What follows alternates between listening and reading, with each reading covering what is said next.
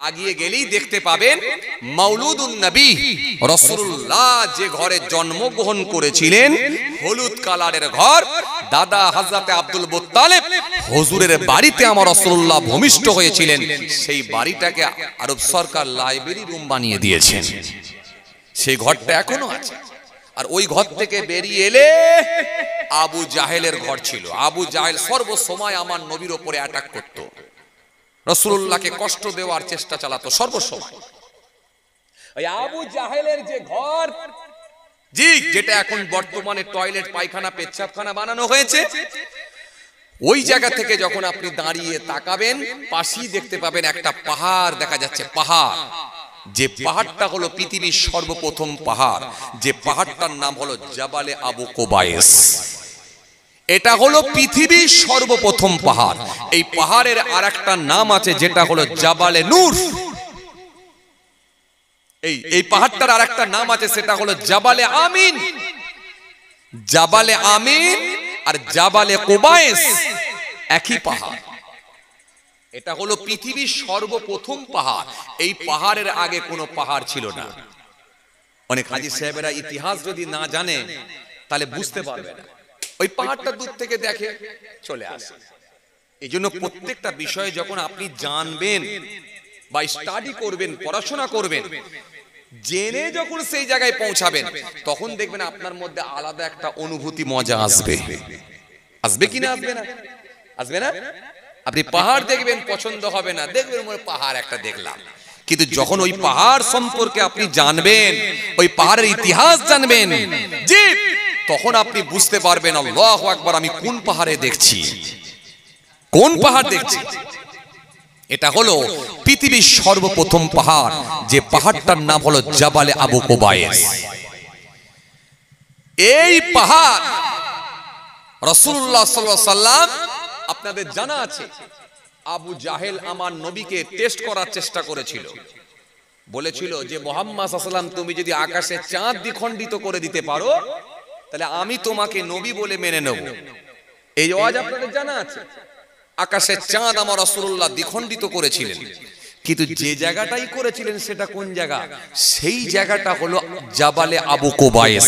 ওই পাহাড়ের উপরে দাঁড়িয়ে আমার রাসূলুল্লাহ আকাশে চাঁদ দু টুকরো করে দিয়েছে। জোরে বলতে পারেন না?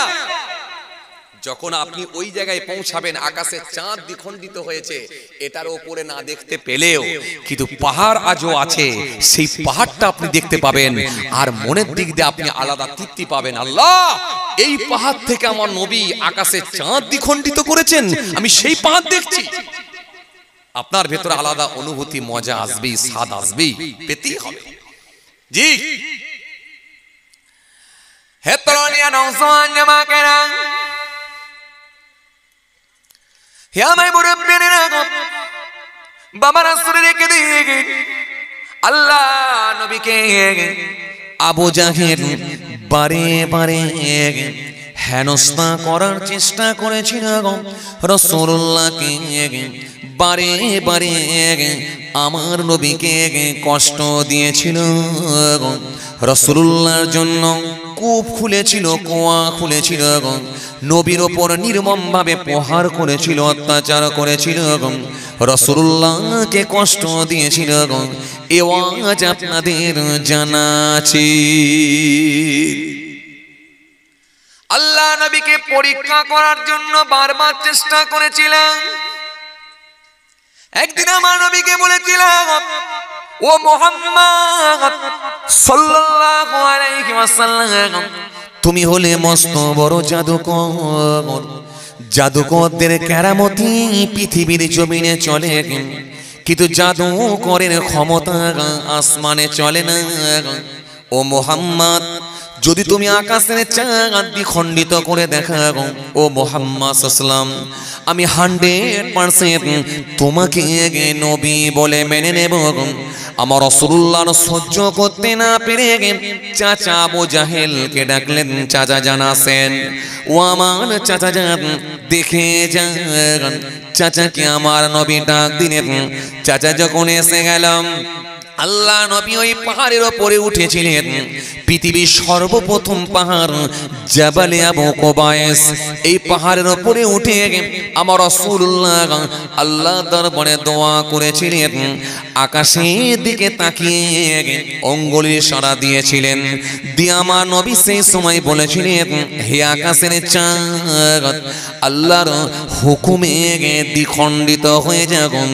বলা সঙ্গে সঙ্গে নবীর জাবানের দোয়াতে আকাশের চাঁদ দ্বিখণ্ডিত হয়ে গিয়েছিল। সে চাঁদকে আপনি দেখতে না পেলেও কিন্তু পাহাড় দেখতে পাবেন এখনো আছে। ওই পাহাড়টাই হলো পৃথিবীর সর্বপ্রথম পাহাড়। যখন আপনি পাহাড় সম্পর্কে আপনি পাহাড়ের পরিচয় জানবেন, তখন আপনার মধ্যে আলাদা ভালোবাসা তৈরি হয়ে যাবে।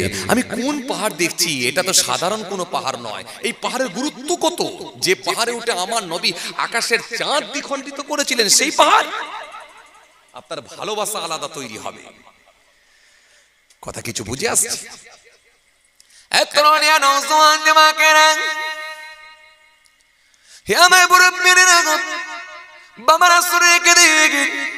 আপনাদের জানা আছে আল্লাহ নবী যখন দ্বীনের দাওয়াত দিয়েছিলেন, আল্লাহ নবী যখন দ্বীনের প্রচার প্রসার করেছিলেন, প্রথমের দিকে আমার নবী গোপনে গোপনে দ্বীনের দাওয়াত দিতেন।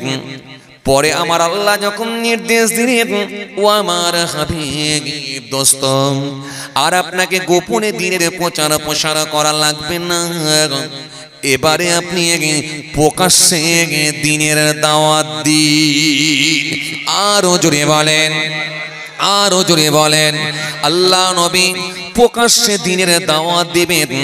মক্কার মানুষদের ডাকলেন, হে আমার মক্কার মুরব্বীরা, হে আমার মক্কার বয়োজ্যেষ্ঠ মানুষেরা, হে আমার মক্কার বাপেরা, হে আমার মক্কার মানুষেরা, হে মক্কার যুবকেরা, হে মক্কার তরুণীরা, তোমরা এই পাহাড়ের পাদদেশে এসে হাজির হয়ে যাও।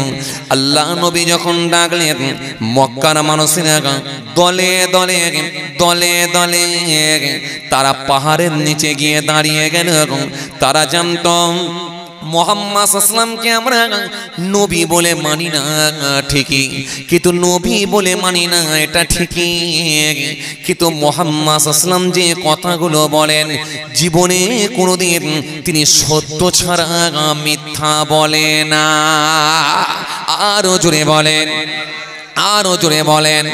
মক্কার মানুষরা যখন দলে দলে, মক্কার মানুষরা যখন ঐক্যবদ্ধ হয়ে ওই পাহাড়ের পাদদেশে ওই পাহাড়ের নিচে গিয়ে দাঁড়িয়ে গেলেন, আল্লাহ নবী যে পাহাড়টার উপরে উঠেছিলেন সেই পাহাড়টার নাম হলো জাবালে আবু কুবাইস। জাবালে আবু কুবাইস পাহাড়ের উপরে আল্লাহ নবী উঠে বলেছিলেন, ওয়াবুদুল্লাহ ওয়ালা তুশরিকু বিহি শাইয়্যা, তোমরা এক আল্লাহর অনুসরণ করো, আল্লাহর সঙ্গে কেউ শরীক করো না। যখনই তিনি এই কথা বলেছিলেন, মক্কার মানুষগুলোর ভেতর থেকে তাদের ভেতরে ছিল মক্কার একজন লিডার, মক্কার একজন প্রভাবশালী ব্যক্তি, যার নাম হলো আবু লাহাব। আবু লাহাব সেই সময় চিৎকার মেরে বলেছিলেন, হে মুহাম্মদ সাল্লাল্লাহু আলাইহি ওয়াসাল্লাম, তুমি ধ্বংস হয়ে যাও, তুমি ধ্বংস হয়ে যাও, দুনিয়া থেকে তোমার নাম নিশানা মিটে যাক। তুমি কি এই কথা বলার জন্য সারাদিন আমাদেরকে রৌদ্রে দাঁড় করিয়ে রেখেছিলেন? ও মুহাম্মদ, তুমি ধ্বংস হয়ে যাও। মুহাম্মদ সাল্লাল্লাহু আলাইহি তুমি ধ্বংস হও। শুধু তাই নয়, পাথর তুলেছিল আল্লাহ নবীকে মারার জন্য, রাসূলকে মিটিয়ে দেবেন বলে পাথর তুলেছিল। নবীর একটু মনটা খারাপ হয়ে গেছে, আমার রাসূলুল্লাহর একটু মনটা খারাপ হয়ে গেছে, চোখ ভরা পানি, বুক ভরা বেদনা নিয়ে আমার নবী চুপ করে দাঁড়িয়ে আছেন। কিন্তু আমার আল্লাহ সেই সময় আর সহ্য করতে পারলেন না। সে সময় আমার আল্লাহর স্ত্রী থাকতে পারলেন না, আমার বন্ধুকে কেউ কষ্ট দেবে, আমি আল্লাহ আমার বন্ধুর কষ্ট মেনে নিতে পারি না। আমার আল্লাহ সেই সময় বলেন, হাবিব ও আমার দোস্ত, মন খারাপ করবেন না, ওরা আপনাকে কষ্ট দিচ্ছে, ওরা আপনাকে পাথর তুলেছে, মারার জন্য পাথর তুলেছে, আমি আল্লাহ আর ছেড়ে দেব না। সঙ্গে সঙ্গে আমার আল্লাহ সূরা লাহাব নাজিল করলেন, নাজিল করে বললেন, তাব্বাত ইয়াদা আবি লাহাবিন ওয়া তাব, আবু লাহাবের হস্ত দুটো, হাত দুটো ধ্বংস হয়ে যায়। যে পাহাড়ের উপরে নবী দাঁড়িয়েছিলেন সেই পাহাড়টাই হলো জাবালে আবু কুবাইস। কথা কিছু বুঝে আসছে? সেই পাহাড়টা হলো জাবালে আবু কুবাইস। যখন ওই পাহাড়ের দিকে আপনি তাকাবেন তখন আপনার মনে পড়ে যাবে এই পাহাড়েই তো আমার নবী দাঁড়িয়েছিলেন, আর আমার আল্লাহ সূরা লাহাব নাজিল করেছিলেন, জানিয়েছিলেন প্রতিবাদ, জানিয়েছিলেন ধিক্কার, আবু লাহাবকে ধ্বংস হয়ে যাবার জন্য আমার আল্লাহ সূরা নাজিল করে দিয়েছিলেন। তাই কোরআন শরীফের ভিতর আল্লাহ বললেন, তাব্বাত ইয়াদা আবি লাহাবি ওয়া তাব, আবু লাহাবের হস্ত দুটো, হাত দুটো ধ্বংস হয়ে যাক। মা আগনা আনহু মালুহু ওয়া মা কাসাব, সংসারে সে যা কিছু উপার্জন করেছে সব ধ্বংস হয়ে যাক। সায়াসলা নারান জাতা লাহাবিউ, অতি সত্বর আমি আল্লাহ তাকে জাহান্নামের আগুনে নিক্ষেপ করব। ও আমরাতুহু, তার সঙ্গী তার স্ত্রীকেও করে দেব। কোন স্ত্রী? হাম্মালাতুল হাতাব, সেই কাঠের বোঝা বহনকারিনী স্ত্রী। ফি জিদিহা হাবলুম মিন মাসাদ, যার মরণটা তো কষ্টদায়ক করে দেব। সে যখন কাঠের বোঝা নিয়ে যাবে, খেজুর গাছে রশিটা গলায় গিয়ে বসবে আর কাঠের বোঝাটা পেছন দিকে উল্টাবে, ওই অবস্থায় আমি আল্লাহ তার মৃত্যুটাও দেব। এই ওয়াজ আপনাদের জানা আছে? আমি বলছি না যে ওয়াজ জানা নাই। কেন? আবু লাহাবের স্ত্রী যার নাম হলো উম্মে জামিলা, আপনাদের জানা আছে, রাসূলুল্লাহকে অনেক কষ্ট দিয়েছিল, এই ওয়াজ আপনাদের জানা আছে। কিন্তু আমি বুঝাতে চাইছি কোন জায়গায় কি ঘটনাটা ঘটেছিল, এটা বুঝাতে চাইছি। কেন? আপনি কোন জায়গায় কি ঘটনা ঘটেছিল এটা আপনি জানেন না, এজন্য আপনার ভালো লাগবে যখন ওই পাহাড়টা আপনি দেখবেন। আল্লাহ সেই পাহাড় দেখছি যে পাহাড়ে আমার নবী দ্বীনের দাওয়াত দিয়েছিলেন, কাফেরদের অত্যাচারে আমার রাসূলুল্লাহ অতিষ্ঠ হয়ে গিয়েছিলেন, আর আমার আল্লাহ নারাজ হয়ে গিয়ে সূরা লাহাব নাজিল করেছিলেন। এ তো সেই পাহাড় জাবালে আবু কুবাইস, যেটা পৃথিবীর সর্বপ্রথম পাহাড়। জোরে বলতে পারেন না সুবহানাল্লাহ? হ্যাঁ, বন্ধু তো তখনই চেনা যায় যখন বিপদে সাড়া দেয়। আরে কথা বলছেন না কেন? রাসূল বিপদে আছেন, কষ্ট পাচ্ছেন, নবীকে কষ্ট দিচ্ছে কাফেররা, নবী জবাব না দিলেও জবাব কে দিচ্ছে? জোরে বলো, কে দিচ্ছে? আল্লাহ। আজ গোটা পৃথিবীর জমিনে যে আপনাদের জানা আছে, উত্তর প্রদেশের জমিন থেকে শুরু হয়ে গেল আই লাভ মুহাম্মদ সাল্লাল্লাহু আলাইহি ওয়াসাল্লাম, যখন বলল মুছে দেব, বরং আই লাভ মুহাম্মদ সাল্লাল্লাহু আলাইহি ওয়াসাল্লাম ব্যানার পোস্টার এত বেড়ে গেল, এখন পাড়াতে, অলিতে গলিতে, রাস্তা ঘাটে, দোকানে বাজারে সব জায়গায় পোস্টার তুলে নবীর ভালোবাসাই দেখিয়ে দিল। নবীকে মুছে দিতে পারবে না, যত বলবে তত নবীর ভালোবাসা আমাদের বাড়বে। আমার দিনদার ইমানদার নেক আল্লাহওয়ালা ভাইরা, যে কথা বুঝাতে চাইছিলাম, তাহলে আর বলবো নি, ছেড়ে দিই। খাতাপত্র নিয়ে চলে এসেছেন তো, কষ্ট হয়ে যাচ্ছে আপনাদের। যাক, হ্যাঁ, আল্লাহু আকবার বলে ফজর পর্যন্ত চলুক। জি, যে শেষকালে আপনি আর আমি দুজন হয়ে যাবো নি তো? ইনশাআল্লাহ সবাই থাকবে, আলহামদুলিল্লাহ। যে যে ইনশাআল্লাহ সবাই থাকবে, কথা ঠিক, আলহামদুলিল্লাহ। আমার দিনদার ইমানদার নেক আল্লাহর ভাইরা, যে কথা বুঝাতে চাইছিলাম, এরা নবীকে মুছে দেওয়ার চেষ্টা চালায়। এদের পাগল, সে বলে না ছাগলে কি না খাই, পাগলে কি না বলে, এই পাগলের থেকে এদের অবস্থা আরো খারাপ হয়েছে। আরে নবীর ভালোবাসা, নবীকে মুছে দেওয়ার ক্ষমতা কারোর আছে? নবী তো হৃদয়ে হয়ে গেছে, নবী তো আল্লাহ হৃদয়ে পৌঁছে দিয়েছে। তাই তো কোরআন বলেছে ইয়া আইয়ুহাল্লাযীনা আমানু ইসতাজিবু লিল্লাহ ওয়া লিরাসূল ইযা দাআকুম ইয়া আইয়ুহাল্লাযীনা আমানু লা তারফাউ আসওয়াতাকুম ফাওকা সাওতিন নবী মা আতাকুম রাসূলু ফাখুযুহু ওয়া মা নাহাকুম আনহু ফান্তাহু। এই পৃথিবীর মানুষ আমার রাসূল তোমাদেরকে যে আদেশ করবেন স্বতঃস্ফূর্তভাবে গ্রহণ করো, নবী যেগুলো তোমাদের বারণ করেন সেগুলো থেকে তোমরা বিরত থাকো। কেন নবীর আদেশ আর নিষেধ মানি আল্লাহর আদেশ আর নিষেধ। আবার অন্য জায়গায় আল্লাহ বলছেন আমার নবী একটা কথাও নিজে ইচ্ছাই বলে না, যেটা আমি আল্লাহ বলার নির্দেশ দিই সেটাই আমার নবী মানুষের সামনে বলে। জোরে বলতে পারেন না? খুশি মনে হয় না? জি, যে কথা আপনাদের বোঝাতে চাইছিলাম, এই জন্য নবীর বিরুদ্ধে যখনই কোনো ষড়যন্ত্র হয়েছে, নবীর বিরুদ্ধে যখনই কোনো কাফের মুশরিকরা চেষ্টা চালিয়েছে, সঙ্গে সঙ্গে জবাব প্রতিবাদ আল্লাহ নিজেই করে তাদেরকে মিটিয়ে দিয়েছে। যান আপনি দেখতে পাবেন।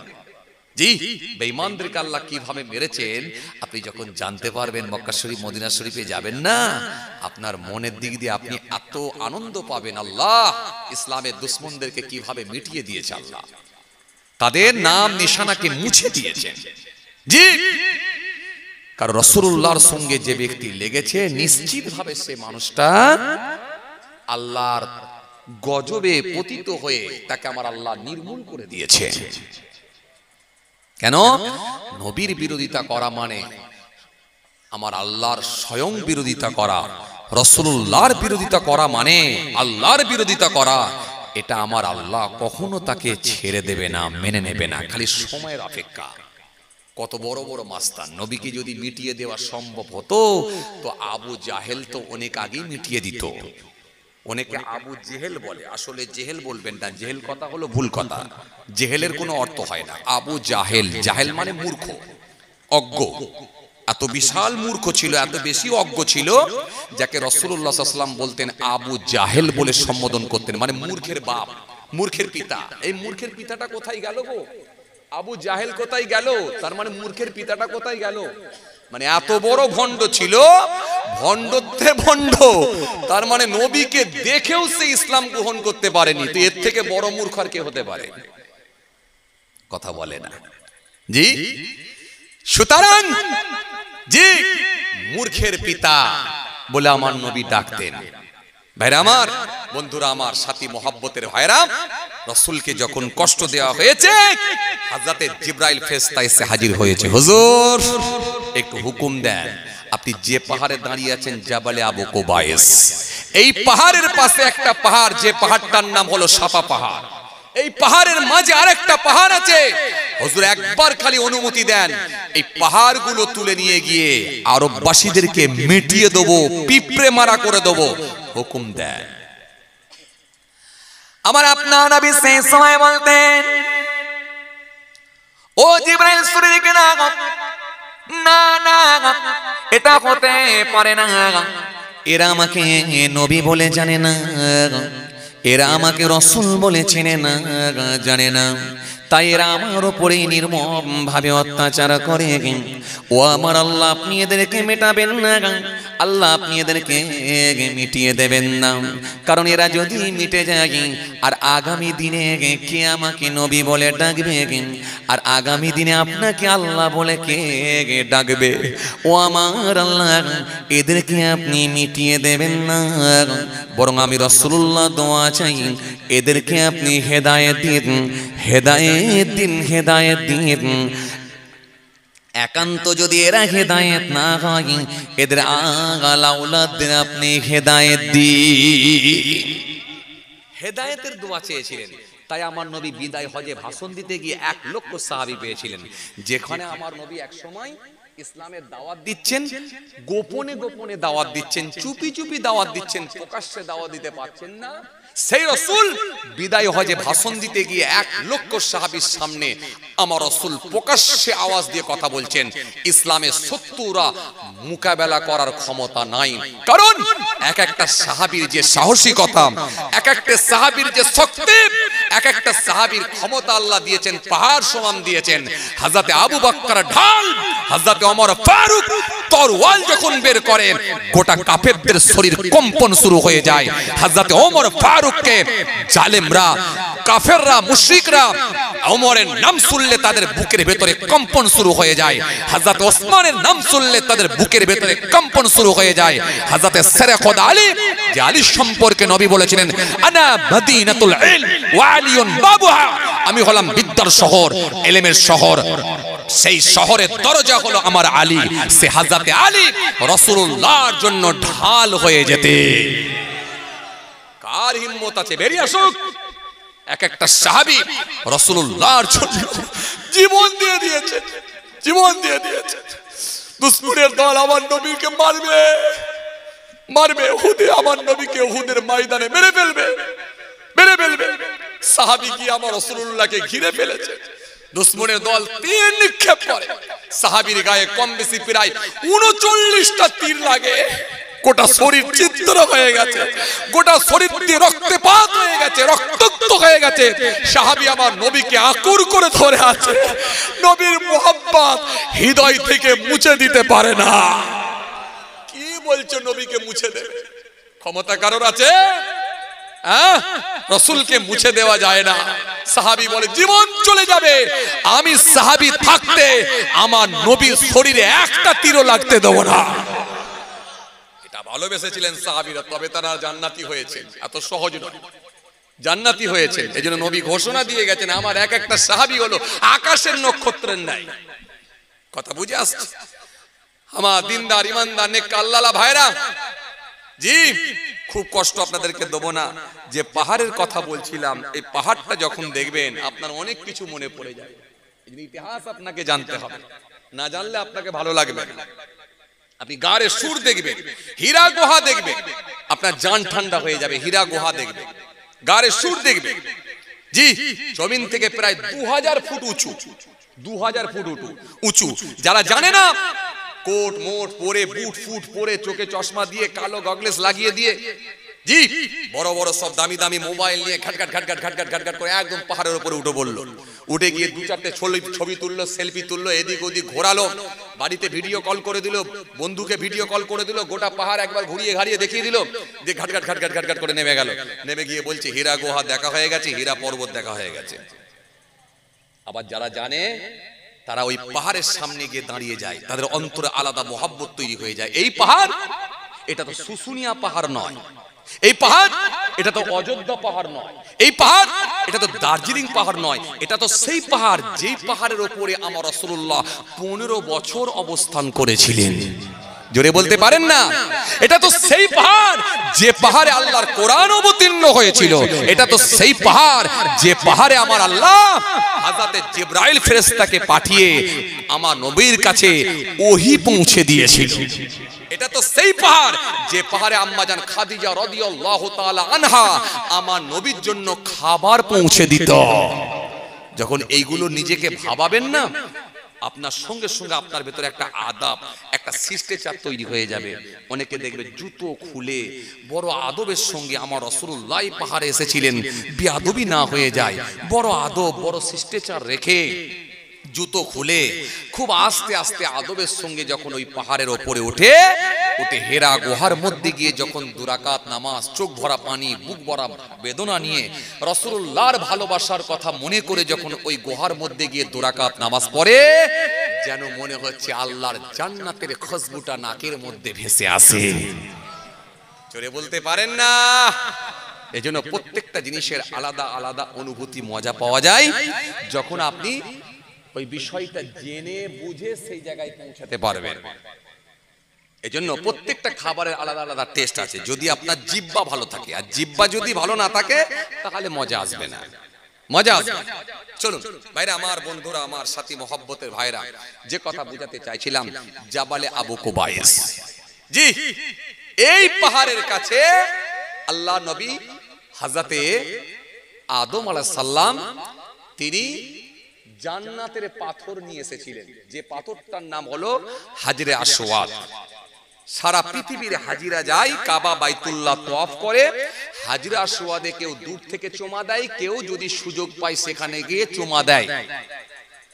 যে পাহাড়, যে পাথর আজও লাগানো আছে কাবা শরীফে। হে তরুণিয়া নওজোয়ান জামাকেরা,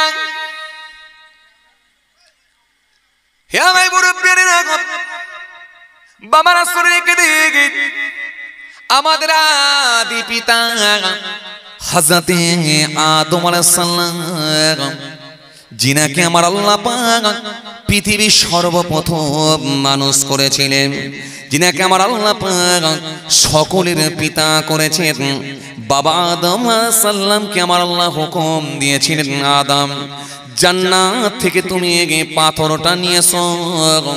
হযরতে আদম আলাইহিস সালাম জান্নাত থেকে পাথর আনলেন, পাথরটার নাম হলো হাজরে আসওয়াদ। আদম আলাইহিস সালাম ওই পাথরটা নিয়ে এসে যে পাহাড়ের কাছে রেখেছিলেন, ওই পাহাড়টার নাম হলো জাবালে আবু কুবাইস। বুঝে যাচ্ছে? সেই জাবালে আবু কুবাইসের কথা বলছি, পৃথিবীর সর্বপ্রথম পাহাড়, পৃথিবীর সর্বপ্রথম পাহাড়। তার পরিচয় করাচ্ছি, এখনো শেষ করিনি, পরিচয় করাচ্ছি। সেই জাবালে আবু কুবাইস হযরতে আদম আলাইহিস সালাম রেখে দিয়ে চলে গিয়েছিলেন। পৃথিবীর সর্বপ্রথম মানুষ যিনি হলেন হযরতে আদম আলাইহিস সালাম, আমার আল্লাহ পাক যিনাকে বলেছিলেন কাবা বাইতুল্লাহ নির্মাণ করো। হযরতে আদম আলাইহিস সালাম কাবা ঘর বানিয়েছিলেন, আদম আলাইহিস সালাম সংস্কার করেছিলেন, বরং তারও পূর্বে তারও আগে আল্লাহ কাবা ঘর বানানোর নির্দেশ দিয়েছিলেন ফারেশতাদেরকে। কিতাবের মধ্যে পাওয়া যায় আদম আলাইহিস সালাম আসার আরো 2000 বছর আগে আল্লাহ ফারেশতাদেরকে দিয়ে কাবা ঘর নির্মাণ করিয়ে নিয়েছিলেন। ফারেশতাদের বলেছিলেন, ও আমার ফারেশতারা, এই জায়গায় একটা ঘর বানাও, আমার ঘর বানাও।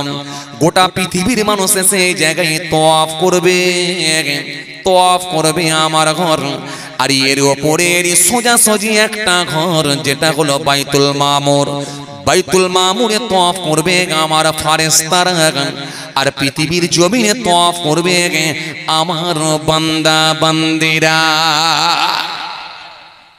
ফারেশতাদেরকে দিয়ে আল্লাহ তৈরি করেছিলেন আদম আলাইহিস সালাম আসার আরো 2000 বছর আগে। অনেকে বোঝে না, তারা বলছে ইসলাম 3 দিনের ধর্ম, হযরত মুহাম্মদ সাল্লাল্লাহু আলাইহি ওয়াসাল্লাম থেকে ইসলাম ধর্ম এসেছে। আসলে এরা জানে না, এরা জানে না পৃথিবীর সর্বপ্রথম যে মানুষটাকে আল্লাহ বানিয়েছিলেন বা পাঠিয়েছিলেন, তিনি কি কোনো গায়ের কম ছিলেন? গায়ের কম থাকেননি। তিনি কি কোনো অন্য ধর্মের মানুষ ছিলেন? না, তিনিও ইসলাম ধর্মের অনুসারী ছিলেন, যার নাম হলো হযরতে আদম আলাইহিস সালাম। পৃথিবীর সর্বপ্রথম যিনি মহিলা এসেছিলেন মা হাওয়া আলাইহিস সালাম, তিনিও ছিলেন ইসলাম ধর্মের অনুসারী। তাহলে ইসলাম কবে থেকে এসেছে? ইসলামের বয়স কত? ইসলাম ধর্মের বয়স কত? কবে থেকে ইসলাম এসেছে? আর এরা বোঝে না, এরা বলছে হযরত মুহাম্মদ সাল্লাল্লাহু আলাইহি ওয়াসাল্লাম থেকে ইসলাম এসেছে, তার মানে খুব বেশি বেশি হলে 1400 থেকে 1500 বছর, 1500 বছর বয়স, তার বেশি না, মানে 1500 বছর বয়স। আসলে এরা জানে না, এরা জানে না পৃথিবীর সর্বপ্রথম যে মানুষ, তিনি হলেন ইসলাম ধর্মের অনুসারী, তিনি ছিলেন মুসলমান আল্লাহওয়ালা, তিনি ছিলেন হযরতে আদম আলাইহিস সালাম। জোরে বলতে পারেন না? জি। তাহলে আপনি বলবেন হুজুর হযরত মুহাম্মদ সাল্লাল্লাহু আলাইহি ওয়াসাল্লাম থেকে কি এসেছে? হ্যাঁ, হযরত মুহাম্মদ সাল্লাল্লাহু আলাইহি ওয়াসাল্লাম থেকে আল্লাহ ফাইনাল করে দিয়েছেন কিছু কাট ছাঁট প্লাস মাইনাস সংশোধন সংযোজন, এটা চলবে এটা চলবে না, এটা করবে এটা করবে না, এই ফাইনালটা হযরত মুহাম্মদ সাল্লাল্লাহু আলাইহি ওয়াসাল্লামকে দিয়ে আল্লাহ ফাইনাল সিদ্ধান্তটা করে দিয়েছেন। ফাইনাল কলমটা কিন্তু আমার রাসূলুল্লাহ চালিয়ে দিয়ে গেছে। জোরে বলতে পারেন না? আমার নবী ফাইনাল কলমটা চালিয়েছেন।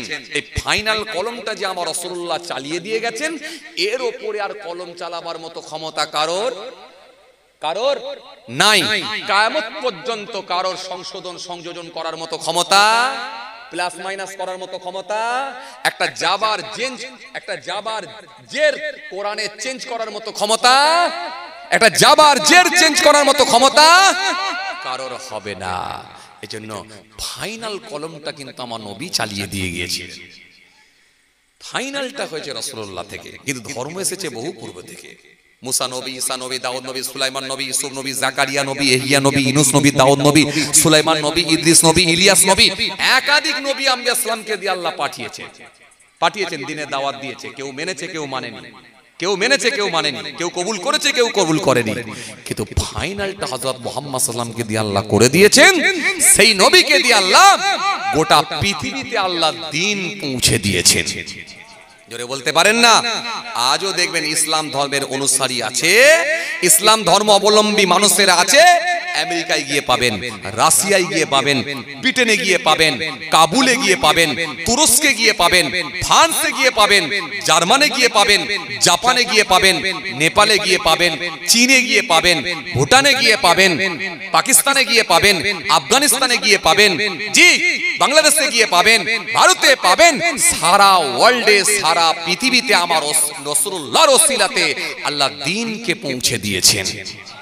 জোরে বলতে পারেন না? কথা বুঝে আসছে? হযরতে আদম আসসালাম যে সেই পাথরটা নিয়ে এসে রেখে দিয়েছিলেন কোথায়? জাবালে আবু কুবাইসের পাশে। হযরতে আদম আসসালাম যখন পাথরটা রেখে দিয়ে চলে গেলেন, এরপরে আর পাথর লাগানো হয় না। এরপরে আমার আল্লাহ পাক জাতির পিতা হযরত ইব্রাহিম খলিলুল্লাহকে আল্লাহ পাঠালেন। হযরত ইব্রাহিম খলিলুল্লাহ যখন পৃথিবীর জমিনে গেলেন, আমার আল্লাহ নির্দেশ দিলেন, ও ইব্রাহিম জাবালে আবু কুবাইসের পাশে যে পাথরটা রাখা আছে, ওই পাথরটা হলো জান্নাতি পাথর, ওই পাথরটার নাম হলো হাজরে আসওয়াদ। তোমারও পিতা হযরতে আদম আসসালাম রেখে দিয়ে গেছেন। ওই ইব্রাহিম ওই কাবা বাইতুল্লাহ তুমি সংস্কার করো, কাবা বাইতুল্লাহ বানাও, তৈরি করো, আর ওই জান্নাতের পাথরটা কাবা শরীফের দেওয়ালের কোণে গিয়ে লাগিয়ে দাও। হযরত ইব্রাহিম নবী জান্নাতের পাথর লাগাবেন বলে প্রস্তুতি নিলেন। হযরত ইব্রাহিম নবী কাবা বাইতুল্লাহ সংস্কার করবেন বলে প্রস্তুতি নিলেন, কিন্তু বিশাল কাবা শরীফ আমি উঠবো কিভাবে? আধুনিক মেশিন নাই, লিফট নাই, কোনো বড় উচ্চ মাপ, কোনো বড় উন্নত মানের মেশিন পত্র নাই, কিভাবে এত বিশাল বড় কাবা শরীফ আমি সংস্কার করাবো? হযরত ইব্রাহিম খলিলুল্লাহ তাকতে না পেরে পুত্র হযরত ইসমাঈল আলাইহিস সালামকে সাথে করে নিলেন জোগাড়ে হিসাবে, যোগান দেওয়ার লোক। হযরত ইব্রাহিম খলিলুল্লাহর সন্তান হযরত ইসমাঈল আলাইহিস সালাম বাচ্চা বয়স কিতাবের মধ্যে পাওয়া যায়, কোন কোন বর্ণনায় পাওয়া যায় অন্তত 12 থেকে 13 বছর বয়স, অল্প বয়স হযরত ইসমাঈল আলাইহিস সালাম সেই ইসমাঈল আলাইহিস সালামকে সাথে করে নিয়ে কাবা বাইতুল্লাহ সংস্কার করার জন্য চলে এলেন। কাবা শরীফ দেখলেন, কিভাবে করব আল্লাহ? এত বিশাল বড় কাবা বাইতুল্লাহ কেমন করে আমি সংস্কার করব? কেমন করে আমি ওপরে উঠব?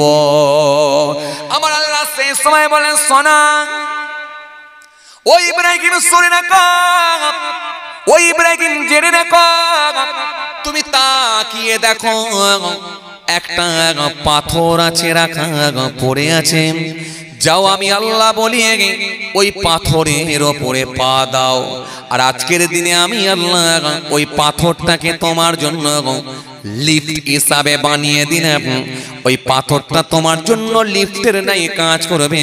পাথরকে যদি হুকুম করো পাথর আল্লাহর হুকুমে ডান দিকে যাও, পাথর ডান দিকে যাবে।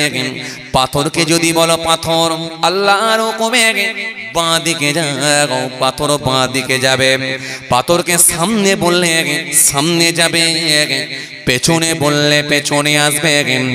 ওই পাথরটা তোমাকে নিয়ে হাই হবে, লো হবে, যেমন তোমার প্রয়োজন তুমি পাথরকে করে নিতে পারবে।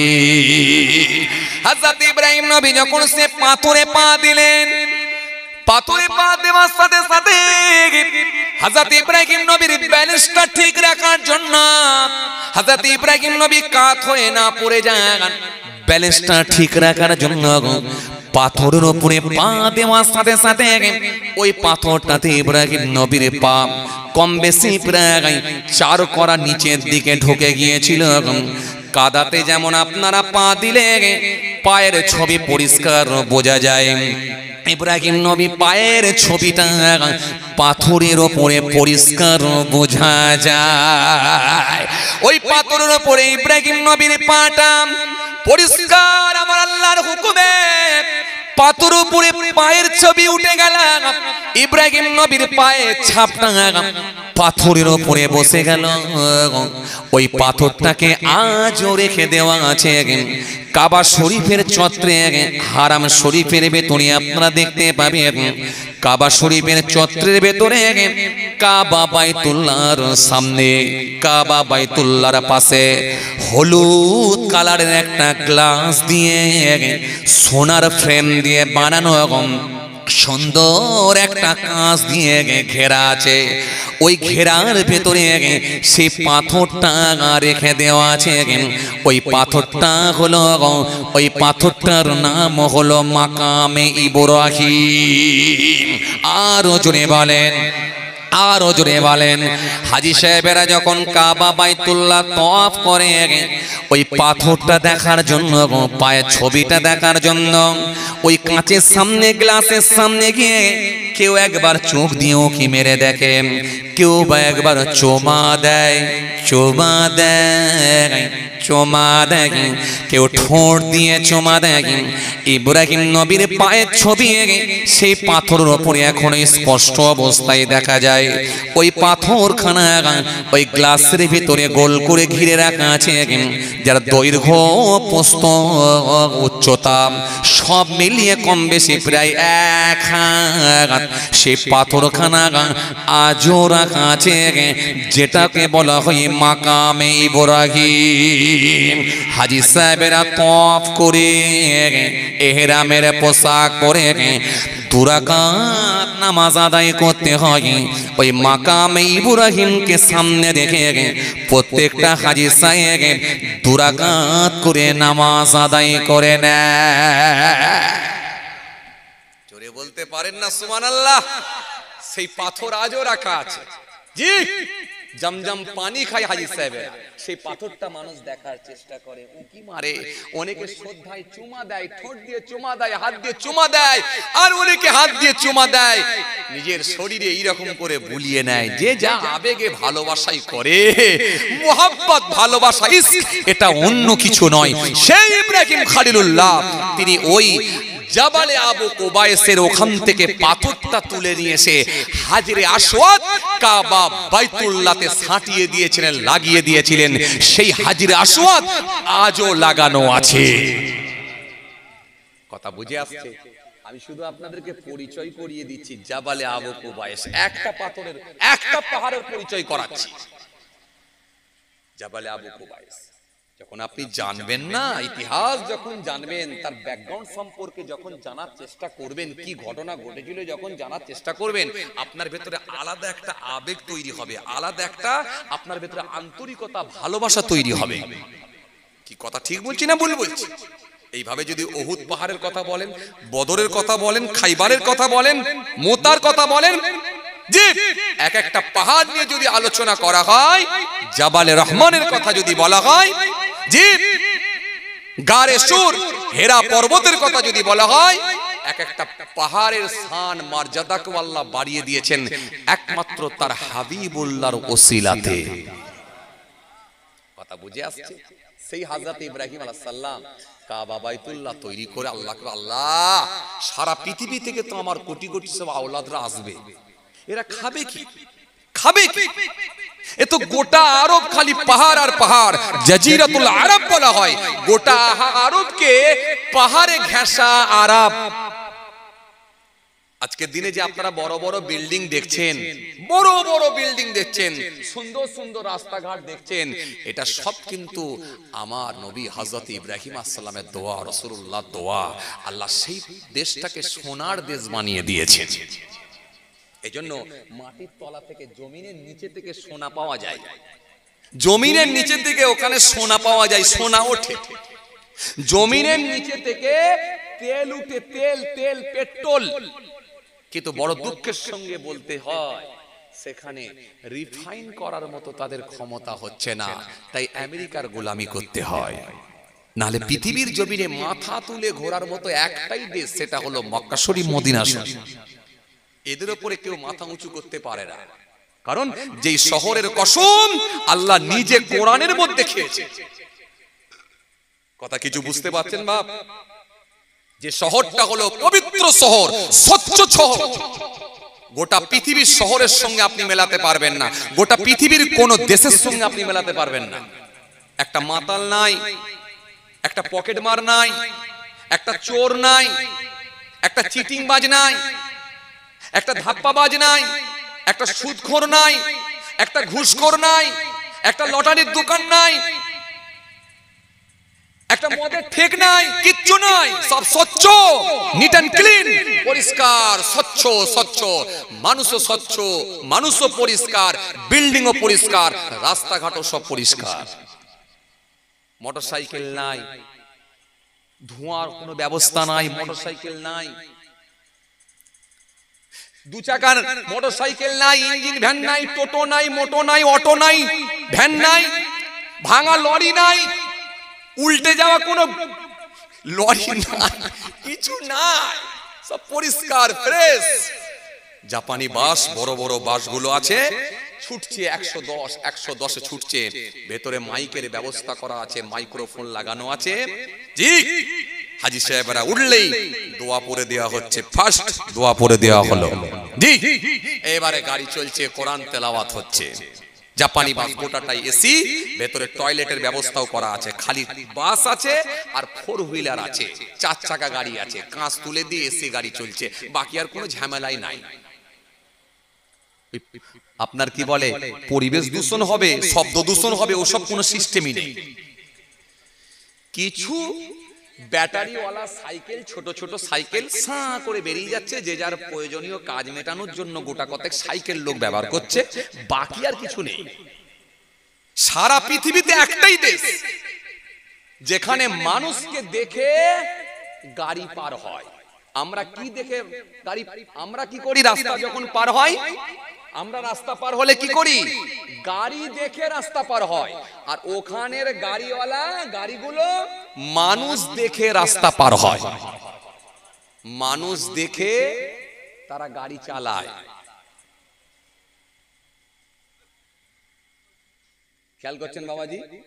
মানুষ দেখে গাড়ি চালায়। আপনি রোড পার হবেন, হাজী সাহেবদের জিজ্ঞাসা করে দেখবেন, রোড পার হবে অমনি গাড়ি এসে স্লো হয়ে যাবে। হাজী সাহেব ভেতর থেকে, গ্লাসের ভেতর থেকে হাত দেখাচ্ছে, পার হয়ে যান। আর আমরা কি করি, গাড়ি দেখে পার হতে হয়। আমার দেশে গাড়ি দেখে পার হতে হয়, তারপরও অ্যাক্সিডেন্ট হয়। আর ওখানে গাড়ি যাচ্ছে মানুষ দেখে। আল্লাহু আকবার, পুরো তফাৎ, পুরো উল্টো। সারা রাত ধরে মানুষ ঘুরে বেড়াতে পারে, কি পুরুষ কি মহিলা, কি বৃদ্ধ কি বৃদ্ধা, কি মাসুম কি বাচ্চা, কে গোটা সারা রাত ধরে, সারা দিন ধরে ঘুরে বেড়াচ্ছে, যে যার কাজে বেরিয়ে যাচ্ছে। কে রাতে বলছে উমরা করব, সে আয়েশা মসজিদে যাব, চলে যাচ্ছে। কে বলে একটু মার্কেটিং করব, সে তার মতো চলে যাচ্ছে। কে বলছে আমি একটু জেদ্দা যাব, চলে যাচ্ছে। সারা রাত ধরে ঘুরে বেড়াচ্ছে, পকেট মার নাই, কোনো চোর নাই, কোনো ডাকাতও নাই। কে আপনার উপর আক্রমণ করবে কোনো খবর নাই, কারোর ক্ষমতা নাই। কারণ আমি মিলিয়ে দেখেছি এর পেছনে দুটো কারণ হতে পারে। একটা কি, মানুষ যখন মক্কা শরীফে পৌঁছে যায় আর কাবা বাইতুল্লাহ যখন একদৃষ্টি দেখে নেয়, আল্লাহর ঘর দেখানোর সাথে সাথে যত বড়ই বদমাইশ লোক হোক না কেন, সে লোকটা সংযত হয়ে যায়। আমি কোথায় এসেছি, কি দেখছি, আল্লাহর কাবা বাইতুল্লাহ, মানুষ সংযত হয়ে যায়, সারেন্ডার হয়ে যায়, নম্র হয়ে যায়, ভদ্র হয়ে যায়। তার জবানের কথাগুলো মার্জিত ভাষায় হয়ে যায়, তার মধ্যে মিষ্টতা এসে যায়।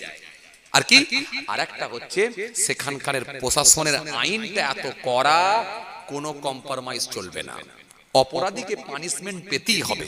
কোনো অন্যায় অন্যায়, অন্যায় অন্যায়, অপরাধ অপরাধ, এই অপরাধীর শাস্তি হবেই হবে। কেউ আপনাকে বাঁচাতে পারবে না, কারণ শাসন ব্যবস্থাটা এত উন্নত মানের, যার কারণে মানুষ কোনো অন্যায় করতে সাহস পায় না। ঠিক একই সিস্টেমে মদিনা শরীফ, কথা বুঝে আসছে? ভাইরা আমার, বন্ধুরা আমার, সাথী মহব্বতের ভাইরা, চলুন বলতে বলতে অনেক দূর চলে এলাম। হযরত ইব্রাহিম খলিলুল্লাহ আল্লাহকে বলেন, আল্লাহ আমার আওলাদদেরকে আপনি পৃথিবীর শ্রেষ্ঠ খাবারটা খাওয়াবেন। সেই ইব্রাহিম নবীর দোয়া, আজ মানুষ সেখানে গিয়ে পৃথিবীর শ্রেষ্ঠ খাবারটা পায়। ওখানে আপেল চাষ হয় না, বেদানা চাষ হয় না, বাদানা চাষ হয় না, আঙ্গুর চাষ হয় না, কলা চাষ হয় না, কিন্তু খাবেন তাজা জিনিসগুলো খাবেন। গোটা পৃথিবীর শ্রেষ্ঠ খাবারগুলো ফ্লাইটে করে ওইখানে চলে আসে। এটা ইব্রাহিম নবীর দোয়া। দোয়া ইব্রাহিম নবী দোয়া করেছিলেন, তাই পৃথিবীর শ্রেষ্ঠ খাবারগুলো ওখানে মানুষ পায়। আপনি দেখবেন, মেলাবেন, আপনি আমার ইন্ডিয়া তো মুসাম্মি লেবু জুস খেয়েছেন, আর ওখানে গিয়ে এক গ্লাস মুসাম্মি লেবু, মৌসুমী লেবু জুস খেয়ে দেখবেন, আর আমার কথাটা একটু মনে করবেন যে হ্যাঁ সত্যি ভাইজান আমাদের গ্রামে এসে জলসা করে বলেছিল এই মৌসুমী লেবুর টেস্টই তো সম্পূর্ণ আলাদা। কথা বুঝতে পারছেন না? জি ভাইরা আমার, বন্ধুরা আমার, সাথী মহব্বতের ভাইরা, সেই হযরত ইব্রাহিম খলিলুল্লাহ যিনাকে আল্লাহ এত বড় মাপের নবী করেছিলেন, অনেকগুলো পরীক্ষাও নিয়েছিলেন, অনেকগুলো পরীক্ষা নিয়েছিলেন। যাক, বলতে গিয়ে অনেক সময় লেগে যাচ্ছে, দেরি হয়ে যাচ্ছে, কি বলেন? তাক ছেড়ে দিন, আর কষ্ট দেবনি আপনাদেরকে। আবার আল্লাহ নিয়ে এলে হবে, এখন ইনশাআল্লাহ কালেকশন করতে হবে, কি বলেন? জি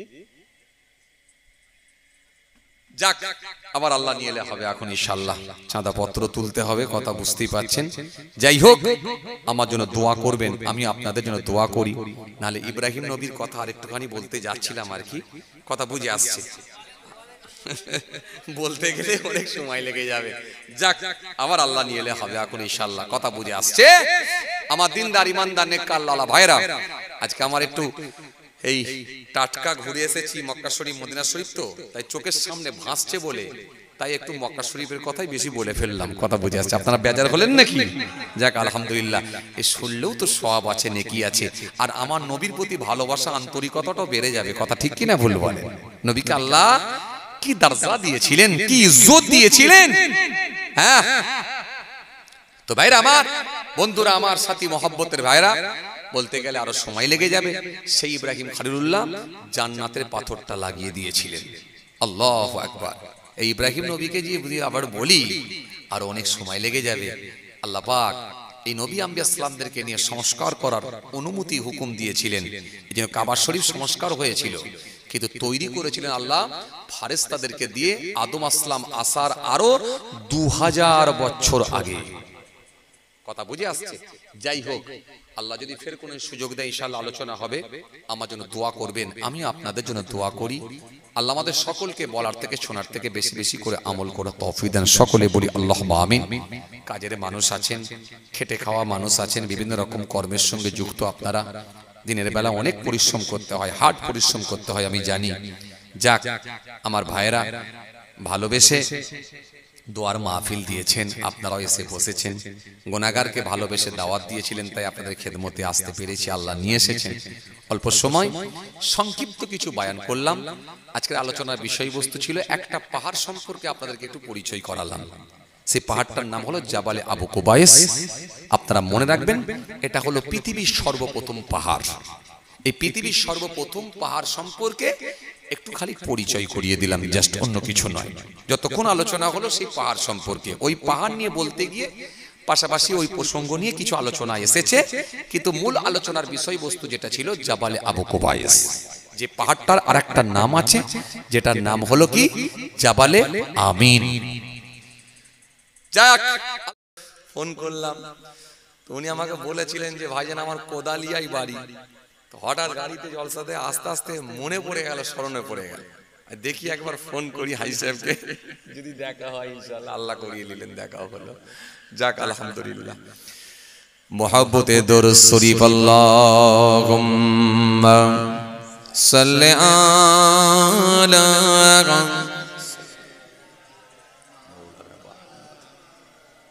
ওয়ালা আলি সাইয়্যিদিনা মাওলানা মুহাম্মদ সাল্লাল্লাহু আলাইহি ওয়াসাল্লাম। কি জানো আপনার ট্রাভেলসটার নাম? আমিনিয়া ট্যুর অ্যান্ড ট্রাভেলস, তাই তো? বসিরহাট হুজুরের নামে, বসিরহাট হুজুরের নামে, সত্যি হুজুরের নামে ট্রাভেলস খুলেছেন। তো হুজুরের সেই নীতিকে আদর্শকে মাথায় রেখে কিন্তু উনি চলছেন। এত ভালো পরিষেবা, আপনাকে যেমন বলে যাবে বরং তার থেকে বেশি পাবেন তো কম পাবেন না, একেবারে পরীক্ষিত। অবাক হয়ে যায় আমরা, অনেক মানুষকে অনেক ট্রাভেলস এখন নিয়ে যাওয়ার আগে একরকম প্রতিশ্রুতি দেয়, যাওয়ার পরে আর এক রকম হয়, এসে অনেক দুঃখ প্রকাশ করে। কিন্তু দেখলাম, সচক্ষে দেখলাম যে সত্যি না, ভালো মানুষ আছে, আমরা খুঁজে পাই না। এজন্য আমার খুবই পছন্দের মানুষ, এত ভালো মানুষ আমাদের জনাব হযরত আলহাজ মাওলানা কামরুজ্জামান সাহেব। আবার ইনি যে শুধুমাত্র যে ট্রাভেলস চালাচ্ছেন বা নিয়ে যাচ্ছেন এমনটা না, ইনি একজন যোগ্য আলেম। কলকাতা আলিয়া মাদ্রাসা থেকে টাইটেল কমপ্লিট করেছেন, বিএড করেছেন, একজন উচ্চ শিক্ষিত মানুষ। আলহামদুলিল্লাহ, আল্লাহ কবুল করেন। মাশাআল্লাহ, খুবই ভালো লেগেছে। আল্লাহ যদি ফের নেক্সট নিয়ে যায় ইনশাআল্লাহ, ফের নিয়ত রেখেছি ইনার সঙ্গেই যাবো ইনশাআল্লাহ। আমার আব্বাজান হুজুর কেবলা ছিলেন, বড় ভাইজান ছিলেন, আমিও ছিলাম, আল্লাহ নিয়ে গিয়েছিলেন। প্রায় 16 দিনের সফর ছিল, আলহামদুলিল্লাহ, আল্লাহ কবুল করেন।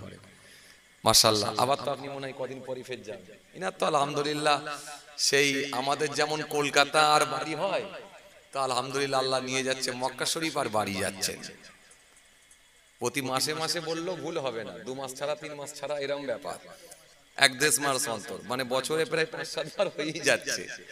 আল্লাহর কাবা বাইতুল্লাহ 33 বার তওয়াফ করেছেন, 33 বার চুমা দিয়া, 33 বার তওয়াফ করা, এটা অনেক নসিবের ব্যাপার, গর্বের ব্যাপার, সবার হয় না বাবাজি। যাক আলহামদুলিল্লাহ, যারা আশেপাশে আছেন সবাই চলে আসেন। ভাই আপনারা দাঁড়িয়ে কেন, বসে যান, চলে আসেন, ভিতর দিকে চলে আসেন। মহব্বতে দরুদ শরীফ আল্লাহুম্মা সাইয়্যিদানা মাওলানা মুহাম্মদ ওয়া আলা আলি সাইয়্যিদানা।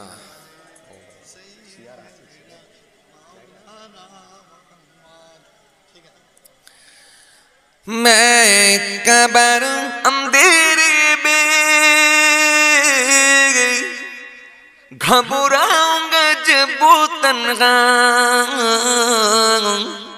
इमदाद मेरी करने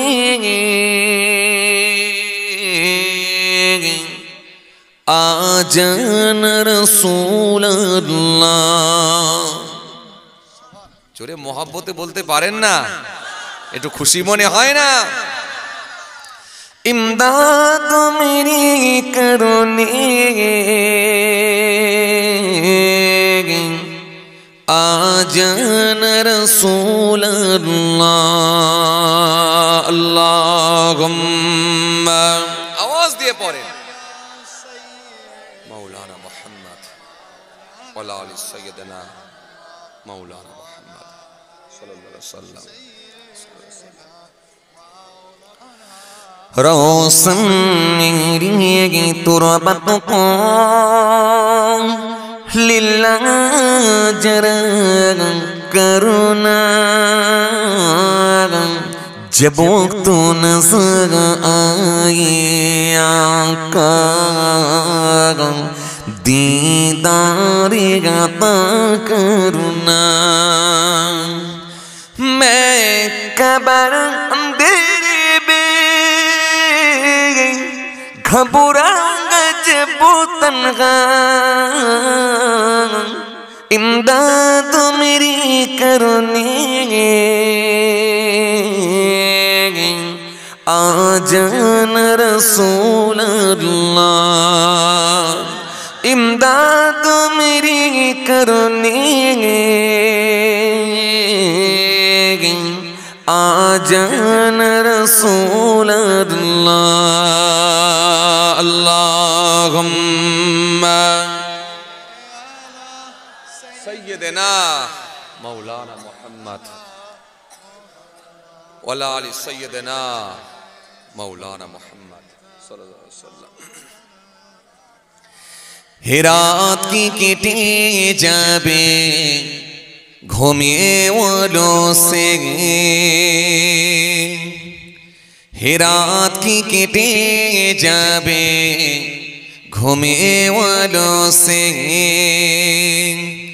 তুমি কি জানবে না তোমার নিজেকে প্রভুকে প্রভুকে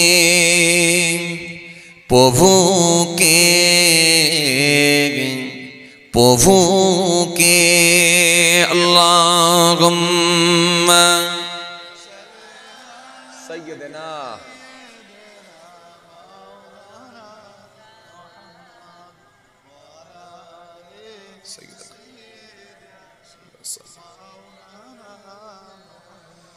তুমি কি কাঁদবে না ও সুফিলে, তুমি কি বলবে না দুহাত তুলে, তুমি কি কাঁদবে না ও সুফিলে, তুমি কি চাইবে না দুহাত তুলে, তুমি কি বলবে না প্রভুর কাছে হৃদয় ঢেলে, হৃদয় ঢেলে, হৃদয় ঢেলে, হৃদয় ঢেলে রাত কি কেটে যাবে ঘুমিয়ে অলসে। তুমি কি জানবে না তোমার নিজেকে প্রভুকে প্রভুকে প্রভুকে প্রভুকে আল্লাহুম্মা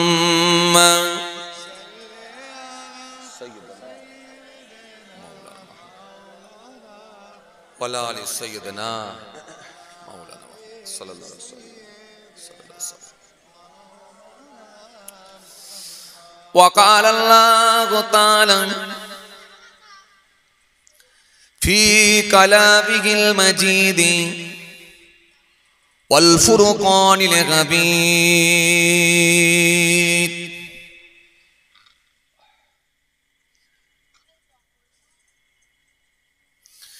يا أيها الناس اعبدوا ربكم الذي خلقكم والذين من قبلكم لعلكم تتقون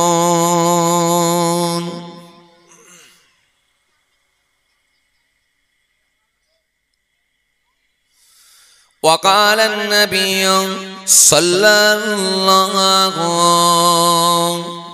عليه وسلم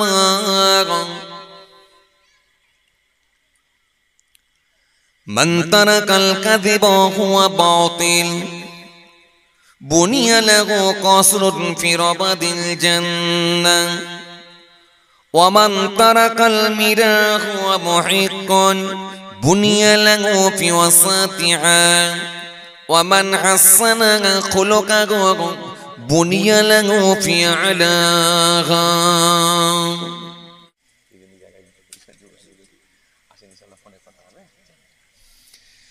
যে কথা বুঝাতে চাইছিলাম খেয়াল করেন, লক্ষ্য করেন যে এটা শুধুমাত্র শেষ নবীর উম্মতদের জন্য আল্লাহ ফেসিলিটি দিয়েছে। আপনি যতক্ষণ এখানে বসে থাকবেন নিশ্চিতভাবে আল্লাহ আপনাকে সওয়াবের হকদার করবে, এতে কোনো সন্দেহের অবকাশ নাই। জি, এটা শেষ নবীর উম্মতদের জন্য খালি আল্লাহ ফেসিলিটিটা করে দিয়েছে, কারণ আমার হাবিবকে আমি আল্লাহ সব থেকে বেশি ভালোবাসি, তাই হাবিবের খাতিরে হাবিবের উম্মতদেরকেও আমি আল্লাহ পছন্দ করি। কথা বুঝে আসছে?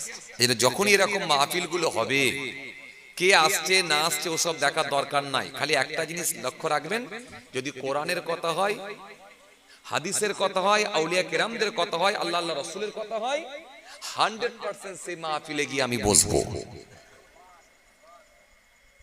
কে হুজুর এলো কে এলো না, কোন কার নাতি কার পোতা, কে পীর সাহেব কে ইমাম সাহেব কে হাফেজ সাহেব কে হুজুর সাহেব কে বক্তা সাহেব দেখার দরকার নাই। কোরআন হাদিস যদি হয়, আউলিয়া কেরামদের কথা যদি হয়, 100% সেখানে গিয়ে আমি বসবো। এই নিয়াত রাখবেন, কারণ এটা হলো রাসূলুল্লাহর মাহফিল, নবিয়ানা স্টেজ। এখানে ব্যক্তি কেন্দ্রিক কাউকে আক্রমণ করা হয় না, এখানে কারোর বিরুদ্ধে সমালোচনা করা হয় না, এখানে কাউকে অশ্লীল ভাষায় কটাক্ষ করা হয় না, এখানে কাউকে গালি দেওয়া হয় না, এখানে রাজনীতির কোনো আলোচনা হয় না।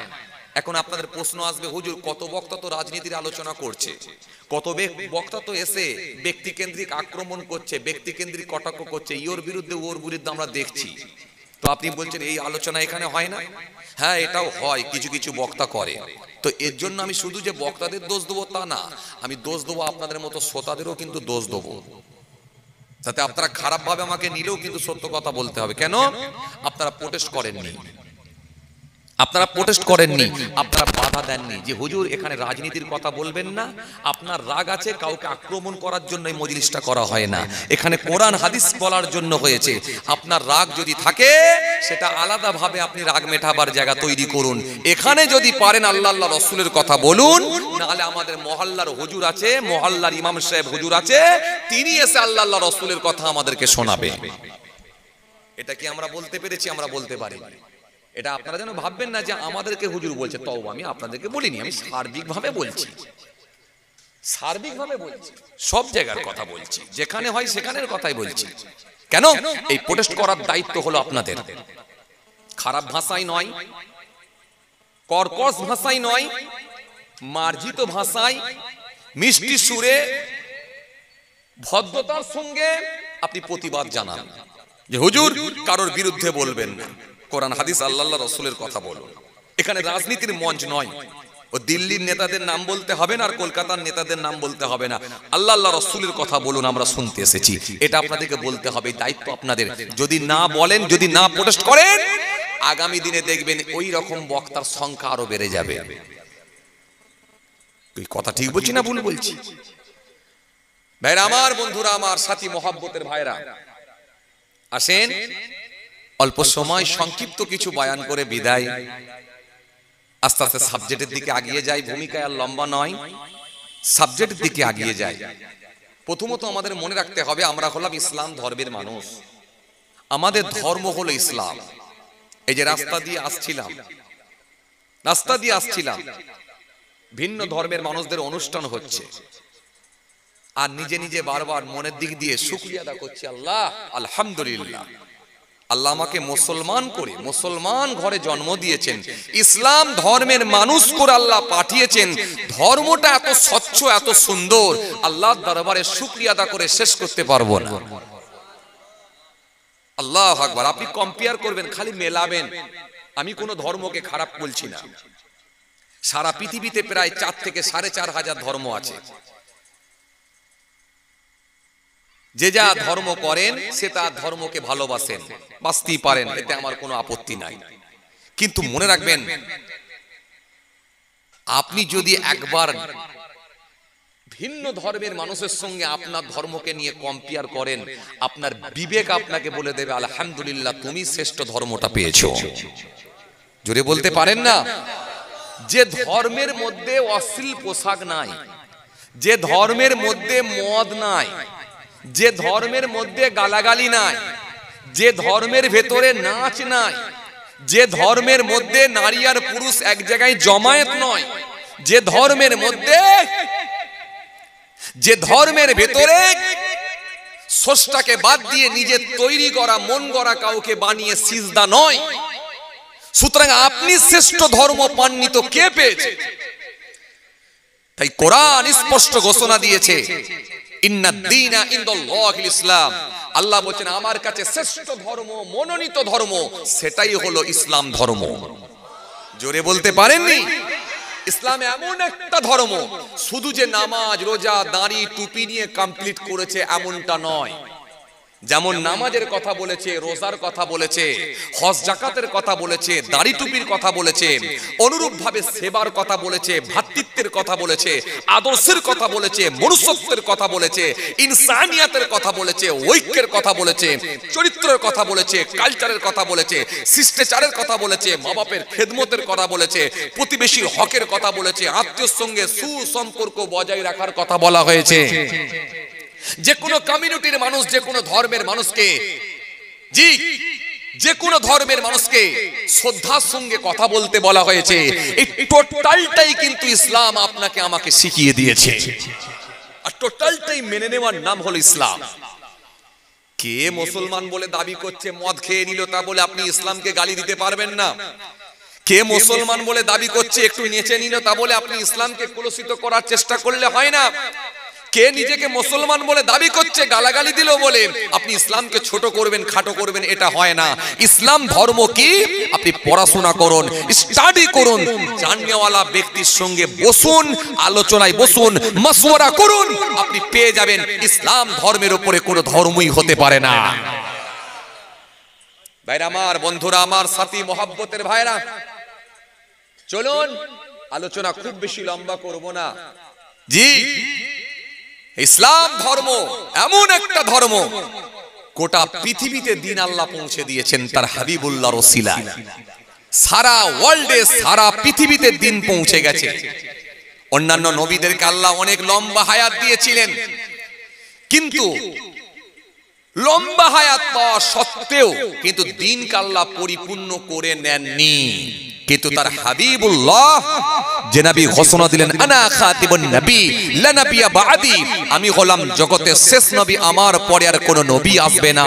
সেই নবীকে আমার আল্লাহ সবথেকে ছোট্ট হায়াত, কম হায়াত, ছোট হায়াত মাত্র 63টা বছর দিয়েছিলেন, কিন্তু হাবিবুল্লাহর ওসিলাতেই আল্লাহ দিনকে পরিপূর্ণ করে নিয়েছে। তাই আমার নবী বিদায় হজেতে ভাষণ দিতে দিতে বলেছিলেন, সেদিন 1 লক্ষ সাহাবীর সামনে দাঁড়িয়ে বলেছিলেন, আয় আমার সাহাবীরা, আমার আল্লাহ আমার ওসিলায় দিনকে কিয়ামত পর্যন্ত কমপ্লিট করিয়ে নিয়েছেন। দিন কমপ্লিট হয়েছে একেবারে কিয়ামত পর্যন্ত। দিনকে আমার আল্লাহ আমার ওসিলায় পরিপূর্ণ করে নিয়েছে। কথা কিছু বুঝে আসছে বাবাজি আমার ভাইরা? জি, আমার দিনদার ইমানদার নেক আল্লাহর ভাইরা, তাই সেই নবী গোটা পৃথিবী জুড়ে নবী, সারা আসমানে নবী, সারা ওয়ার্ল্ডে নবী, সারা দেশে নবী, সারা বাংলায় নবী। এই নবীকে মুছে দেওয়ার ক্ষমতা কারোর। গত কিছুদিন আগে আপনাদের জানা আছে, উত্তরপ্রদেশের জমিনে মিলাদুন নবীকে কেন্দ্র করে, মিলাদুন নবীর মাহফিলকে কেন্দ্র করে আপনাদের জানা আছে, মিলাদুন নবী রাসূলুল্লাহর ভালোবাসায় জলসার মাহফিল দিয়েছেন। সেই মাহফিলেতে নবীর ভালোবাসায় পোস্টার লাগানো হয়েছে, ব্যানার লাগানো হয়েছে, আই লাভ মুহাম্মদ সাল্লাল্লাহু আলাইহি সাল্লাম। এই নবীর ভালোবাসায় আই লাভ মুহাম্মদ সাল্লাল্লাহু আলাইহি সাল্লাম লাগিয়ে দেওয়ার জন্য উত্তরপ্রদেশ সরকার নির্মম ভাবে আপনাদের জানা আছে সেই যুবকগুলোর উপরে প্রহার করে, তাদেরকে অ্যারেস্ট করে নিয়ে যাওয়া হয়, থানাতে বন্দী করা হয় এবং ব্যানার খুলে দিতে বাধ্য করে। ও মুসলমান, ভালো করে শুনে রেখে দেন, আই লাভ মুহাম্মদ সাল্লাল্লাহু আলাইহি সাল্লাম কে লিখলো আর কে লিখলো না এটা কোনো ফ্যাক্ট নয়, কারণ রাসূলুল্লাহকে পোস্টারে লোক রাখে না, রাসূলুল্লাহকে ব্যানারে রাখে না, নবীকে মানুষ হৃদয়ে রাখে, হৃদয়ে। নবী থাকে হৃদয়ে। সারা ওয়ার্ল্ড, সারা পৃথিবীর মানুষ রাসূলুল্লাহর ভালোবাসায় দিবানা হয়ে যায়। মক্কা শরীফ, মদিনা শরীফে যিনারা গেছেন দেখে এসেছেন, নবীকে মানুষ হৃদয়ে রাখে, ভেতরে রাখে। এই জন্য মনে রাখবেন, রাসূলুল্লাহ রওজা শরীফে যিনারা গেছেন দেখে এসেছেন। আমি গুনাহগারকে আল্লাহ নিয়ে গিয়েছিলেন, গত 11ই অক্টোবর আমি ফিরেছি। গত 11ই অক্টোবর শনিবারে আমি ফিরেছি। সবুজ গম্বুজ আমার চোখের সামনে ভাসছে। সারা ওয়ার্ল্ডের মানুষ, সারা পৃথিবীর মানুষ রাসূলুল্লাহ দরবারে গিয়ে সালাম দেয়, আসসালামু আলাইকুম ইয়া রাসূলুল্লাহ ওয়া ইয়া হাবিবাল্লাহ বলে সালাম দেয়। সারা পৃথিবীর মানুষ, সারা ওয়ার্ল্ড থেকে, সারা পৃথিবী থেকে মানুষ আসছে। রং আলাদা ভিন্ন, চেহারা আলাদা ভিন্ন, সুরাত আলাদা ভিন্ন, আকৃতি আলাদা ভিন্ন, লেবাস আলাদা ভিন্ন, ভাষা আলাদা ভিন্ন, সব ভিন্ন, আলাদা আলাদা, কিন্তু নবী আলাদা নয়, নবী হলো একটা। জোরে হয় না? নবী আলাদা নয়, নবী হলো একটাই। সেখানে গোটা পৃথিবীর মানুষ রাসূলুল্লাহকে এসে সালাম দিচ্ছে, আল্লাহ নবীকে এসে সালাম দিচ্ছে, দুটো চোখ দিয়ে পানি ছড়িয়ে দেয়, কারণ নবী কিন্তু একটা, ভাষা মানুষের আলাদা, চেহারা মানুষের আলাদা, ড্রেস মানুষের আলাদা, পোশাক মানুষের আলাদা, রং মানুষের আলাদা, সুরাত মানুষের আলাদা, কিন্তু নবী আলাদা নয়, নবী একটা। তাই রাসূলুল্লাহ দরবারে এসে মানুষ চোখের পানি ফেলে কেঁদে বুক ভাসাচ্ছে। আমার দিনদার ইমানদার নেককার আল্লাহ ভাইরা, এজন্য রাসূলুল্লাহ হলেন আমাদের হৃদয়ে আছে, অন্তরে আছে। এজন্য নবী হলেন আমাদের ঈমান। তাই কোরআন আপনাকে স্পষ্ট জানিয়ে দিয়েছে, ইয়া আইয়ুহাল্লাযীনা আমানু আমিনু বিল্লাহি ওয়া রাসূলিহি ওয়াল কিতাবিল্লাযী নাযালা আলা রাসূলিহি ওয়াল কিতাবিল্লাযী আনজালা মিন ক্বাব ওয়া মান ইয়াকফুরু বিল্লাহি ওয়া মালাইকাতিহি ওয়া কুতুবিহি ওয়া রাসূলিহি ওয়াল ইয়াউমিল আখির ফাকাদ দাল্লা দালালাম বাঈদ। তাই কোরআন স্পষ্ট ঘোষণা দিচ্ছে, আল্লাহ সুন্দর করে বললেন, ইয়া আইয়ুহাল্লাযীনা আমানু, হে ঈমানদারগণ, আমিনু বিল্লাহ, তোমরা আল্লাহর উপর ঈমান আনো, ওয়া রাসূলিহি, এবং আমার রাসূলুল্লাহর উপর ঈমান আনো, ওয়াল কিতাবিল্লাযী নাযালা আলা রাসূলিহি, ওই কিতাবের উপর ঈমান আনো যে কিতাবটা আমার রাসূলুল্লাহর উপরে নাজিল করা হয়েছে। জোরে বলতে পারেন না? ওয়াল কিতাবিল্লাযী নাযালা আলা রাসূলিহি ওয়াল কিতাবিল্লাযী আনজালা মিন ক্বাব, ওই কিতাবগুলোর উপরে ঈমান আনো যে কিতাবগুলো পূর্বের তোমাদের উপরে নবী, অন্যান্য নবীদের উপরে অবতীর্ণ হয়েছিল, পূর্বের কিতাবগুলোর উপরে ঈমান আনো। ওয়াল কিতাবিল্লাযী আনজালা মিন ক্বাব ওয়া মান ইয়াকফুর বিল্লাহ, আর যে ব্যক্তি আল্লাহকে অস্বীকার করবে, ওয়া মান ইয়াকফুর বিল্লাহ ওয়া মালাইকাতিহি, মালাইকা ফেরেশতাদের, ওয়া মালাইকাতিহি ওয়া কুতুবিহি, কিতাব সমূহকে, ওয়া রাসূলিহি, রাসূল নবী আম্বিয়া সালামদেরকে, ওয়াল ইয়াউমিল আখির, পরকালকে, ফাকাদ দাল্লা দালালাম বাঈদ, সে অবশ্যই পথভ্রষ্ট হলো, অবশ্যই গুমরাহ হলো, অবশ্যই পথভ্রষ্ট হলো। ভাইরা আমার, বন্ধুরা আমার, সাথী মহব্বতের ভাইরা, কটাকে জেলে ভরবে, সারা পৃথিবীর জেল ভর্তি হয়ে যাবে, কিন্তু নবীর উম্মতদের হৃদয় থেকে ভালোবাসা কমিয়ে দিতে পারবে না। জোরে হয় না সুবহানাল্লাহ? জেল ভর্তি হবে, কিন্তু নবীর উম্মতদেরকে ভালোবাসা থেকে দূরে সরিয়ে দিতে পারবে না। আমার দিনদার ইমানদার নেককার আল্লাহ ভাইরা, ভুল বুঝবেন না।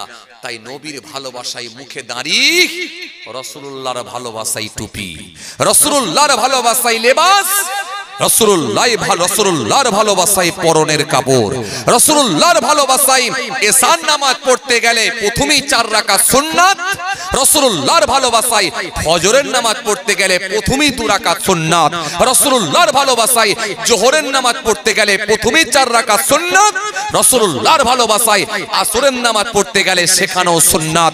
নবীর ভালোবাসায় মাগরিবে 7 রাকাত নামাজ আদায় করতে গেলেও ফরজ হয়ে গেলি আবার নবী মনে পড়ে যায় সুন্নাত।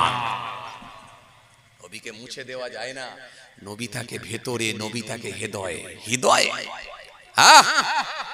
তাই সাহাবায়ে কেরামেরা যে ভালোবাসা দেখিয়েছেন, তাই সাহাবায়ে কেরামদের দেখে আমরা শিক্ষা গ্রহণ করেছি নবীকে কেমন ভালোবাসতে হয়।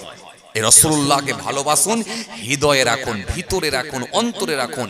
অন্তরে যদি আপনি রাখতে পারেন, এটাই হলো আসল ভালোবাসা।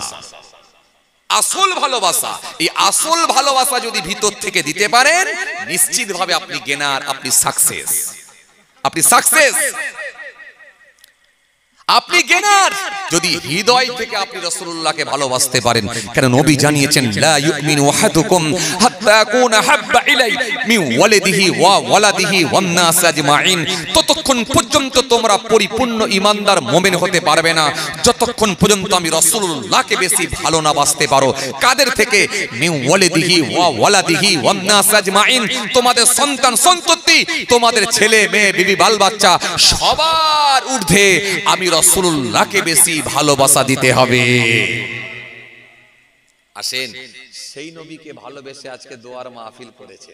খুব বেশি লম্বা ওয়াজ করব না, নামাজের ওয়াজ, রোজার ওয়াজ, হজ যাকাতের ওয়াজ, দাড়ি টুপির ওয়াজ, সেবার ওয়াজ, ভাতৃত্বের ওয়াজ, মা বাপের খেদমতের ওয়াজ, প্রতিবেশীর হকের ওয়াজ, জি পর্দার ওয়াজ, খেদমতের ওয়াজ, সব আপনাদের শোনা আছে। আমি বেশি ওয়াজ করব না।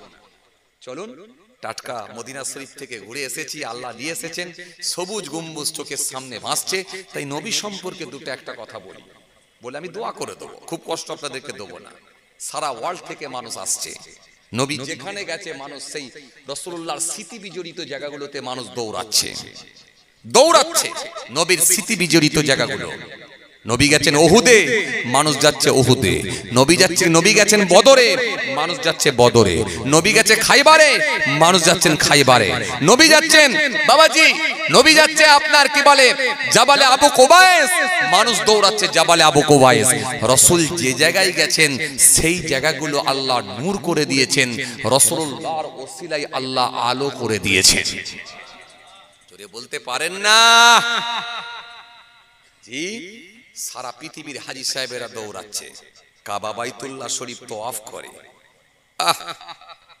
কাবা বাইতুল্লাহ শরীফ তওয়াফ করে, দুটো সাদা কাপড় পরে, ইহরাম পরে। আল্লাহু আকবার। জি, দুনিয়া থেকে সে বিচ্ছিন্ন হয়ে যায়, আলাদা হয়ে যায়, দুনিয়ার সঙ্গে কোনো কানেকশন থাকে না। জি, তার মানে দুনিয়াদারি সে কাজগুলো আর করতে পারছে না ওই সময়, যেহেতু ইহরাম পরে ফেলেছে। ইহরাম পরে ফেললে অনেক কিছু তার জন্য নিষিদ্ধ হয়ে যায়, আপনারা জানেন। সে ইহরাম যখন পরে ফেলেছে, তার মধ্যে আর দুনিয়ার তাকে গ্রাস করতে পারে না, তাকে দুনিয়ার তাকে গিলে নিতে পারবে না। অনেক নিষিদ্ধ কাজ এসে যায় যখন ইহরাম পোশাক পরে ফেলে। সে আল্লাহর কাবা বাইতুল্লাহ শরীফ তওয়াফ করে, তওয়াফে কাবা, কাবা শরীফ তওয়াফ করে, তওয়াফ করে জি দুরাকাত নামাজ পড়ে, হারাম শরীফ ওই চত্বরে দুরাকাত নামাজ পড়ে, জমজম পানি খেয়ে ওই গেট দিয়ে সোজা বেরিয়ে একেবারে সাফা মারওয়া সাহি করে। আপনাদের জানা আছে সাফা থেকে মারওয়া আর মারওয়া থেকে সাফা 7 চক্র মারতে হয়। কারণ হযরতে আম্মা জান হাজেরা রাদিয়াল্লাহু তাআলা আনহা, তিনি পুত্র হযরতে ইসমাঈল আলাইহিস সালামের জন্য পানির সন্ধানে দৌড়েছিলেন, তলাশ করেছিলেন। এক পাহাড় থেকে আরেক পাহাড়, আরেক পাহাড় থেকে আরেক পাহাড় দৌড় দিয়েছিলেন, দৌড়েছিলেন। হাজী সাহেবেরা ওই জায়গায় এক পাহাড় থেকে আরেক পাহাড় যায়, আর মাঝখানে গ্রিন সিগন্যাল দেওয়া আছে, নীল বাতি লাগানো আছে, ওই জায়গায় হাজী সাহেবেরা দৌড়ায়, দোয়া পড়তে পড়তে যায়, কোরআনের আয়াত পড়তে পড়তে যায়। ইন্নাস সাফা ওয়াল মারওয়াতা মিন শাইরিল্লাহ ফামান হাজ্জাল বাইতা বি'তামারা ফালা জুনাহা আলাইহি আন ইয়াতাওয়াফা বিহিমা ওয়া মান তাতাওয়া খায়রান ফা ইন্নাল্লাহা শাকিরুন আলীম। পড়তে পড়তে দৌড়ায় হাজী সাহেবেরা, দৌড়ায়, দোয়া পড়ে, কালেমা শরীফ পড়ে, দৌড়ায়। জি, এজন্য এই কাজটাকে আল্লাহ পছন্দ করে নিয়েছেন, মা হাজেরার কাজটাকে আল্লাহ পছন্দ করে, জি আল্লাহ পাক এটা আমাদের জন্য আল্লাহ ওয়াজিব করে দিয়েছে। প্রত্যেকটা হাজী সাহেবকে ওখানে সাফা মারওয়া সাহি করতে হয়। জি, সাফা মারওয়া সাহি করে একটা ওই গেট দিয়ে যখন বেরোবেন, বেরোলে আপনাকে বেরোনোর রাস্তা দিয়ে যখন বের করে দেওয়া হবে, বেরোলেই আপনি দেখতে পাবেন আবু জাহেলের ঘর, যেটা আরব সরকার এখন টয়লেট বানিয়ে দিয়েছে, বাথরুম, পায়খানা পেচ্ছাবখানা বানানো হয়েছে, বিশাল এলাকা নিয়ে পায়খানা পেচ্ছাবখানা বানানো হয়েছে। গোটা পৃথিবীর হাজী সাহেবেরা ওই জায়গায় গিয়ে পেচ্ছাব পায়খানা করে দেয়। আবার অনেকে যদি পেচ্ছাব পায়খানা নাও লাগে, জোর করে হলো করে দিয়ে আসে। যখন সে জেনে যায় এটা আবু জাহেলের ঘর ছিল, তখন বলছে মুতে না দিয়ে চলে যায় কেমন করে, কথা বলে না। অন্তত হাজী সাহেবেরা তখন মনে করে আবু জাহেলের ঘর যখন পেয়েছে, অন্তত একটু পায়খানা পেচ্ছাব করে দিয়ে যেতে হবে, জোর করে হলো করে দিয়ে আসে। কথা বুঝতে পারছেন না? এই আবু জাহেলের যে ঘরটা ছিল, সেই ঘরে এখন, সেই জায়গায় এখন আরব সরকার টয়লেট বানিয়ে দিয়েছে, বাথরুম, পায়খানা পেচ্ছাবখানা বানানো হয়েছে। আল্লাহ ফের কোনদিন সুযোগ দিলে ইনশাআল্লাহ আলোচনা হবে। আমার জন্য দোয়া করবেন। আসুন ছোট্ট করে দাঁড়িয়ে সালাম পাঠ করব, বিদায় নেব। সকলে যে যেখানে ছড়িয়ে ছিটিয়ে আছেন চলে আসবেন, আর একটু আগের দিকে আগিয়ে আসবেন, একটু সামনের দিকে একটু চলে আসবেন, মাহফিলের সৌন্দর্যটা বাড়বে। একটু আগে চলে আসেন। ইয়া নবী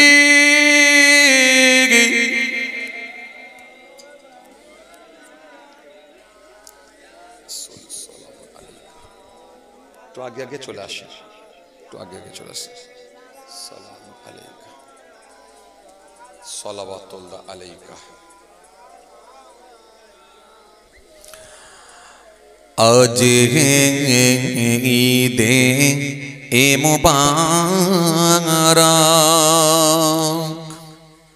আজ রোজে এ মুসররত,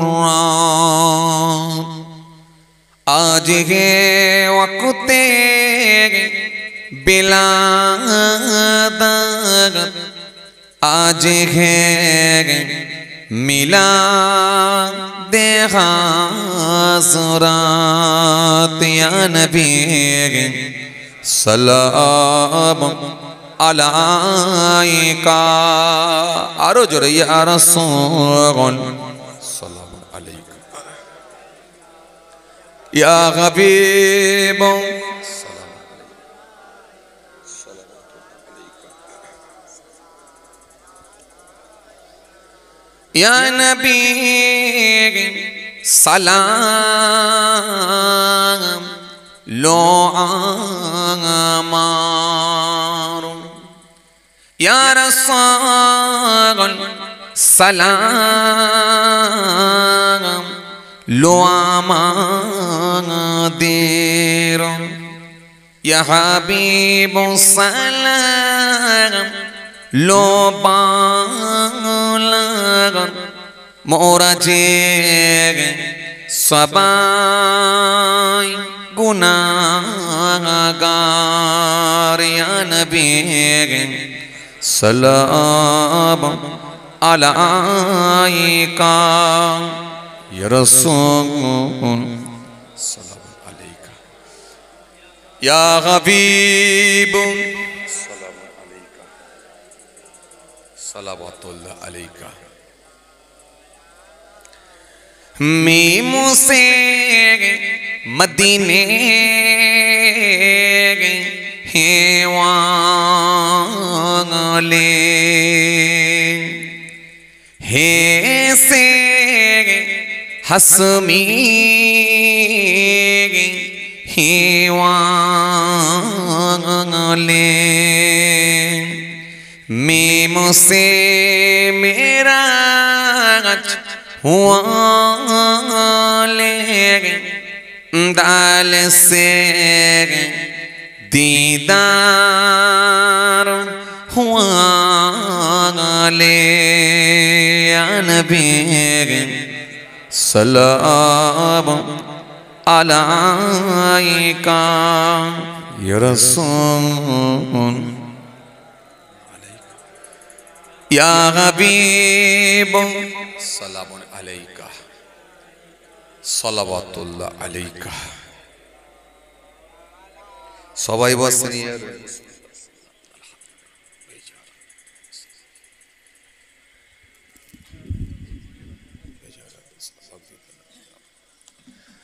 দরুদ শরীফ আল্লাহুম্মা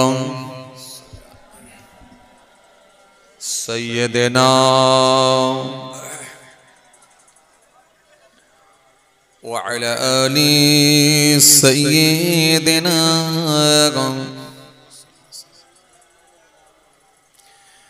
ডেকে নেবে সেদিন আমারে তোমার প্রিয় করে নিও, হায়াতের দিন ফুরালে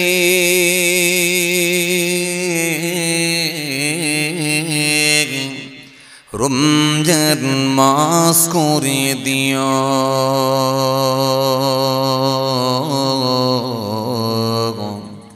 জুম্মার দিন করে দিও, কলেমা নসিব মোর দিও,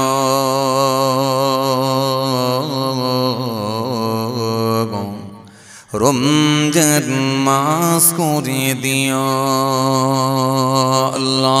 আল্লাহুম্মা সাইয়্যিদিনা মাওলানা মুহাম্মদ ওয়া আলা আলি সাইয়্যিদিনা মাওলানা সাল্লাল্লাহু আলাইহি ওয়াসাল্লাম। ও আল্লাহ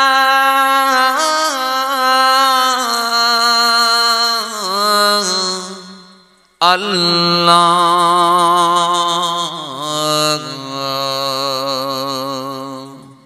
রমজান মাস করে দিও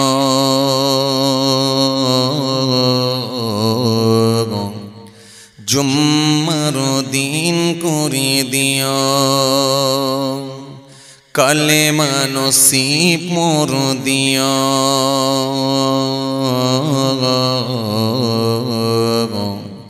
রমজান মাস করে দিও রমজান করেছো তুমি বছরের সেরা গুনাহগারদের জন্য এ মাসে কসিলা রমজান করেছো তুমি বছরের সেরা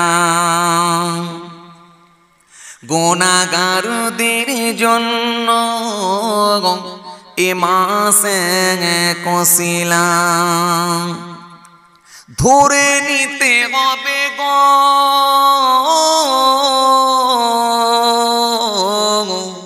চলে গেলে মাস তুলে নিতে হবে গো পুণ্যি সবার দয়ার মাবুদ মরণে কি পারখিও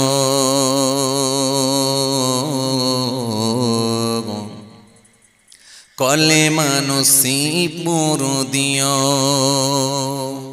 রমজান মাস করে দিও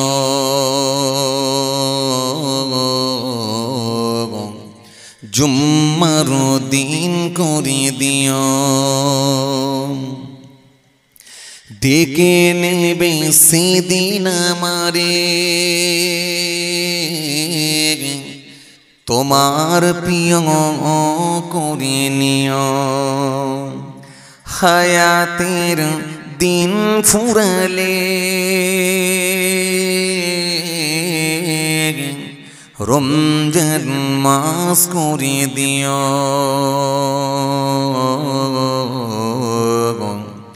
জুম্মার দিন করে দিও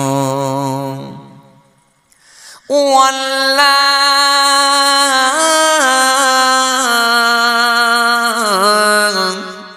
আল্লাহ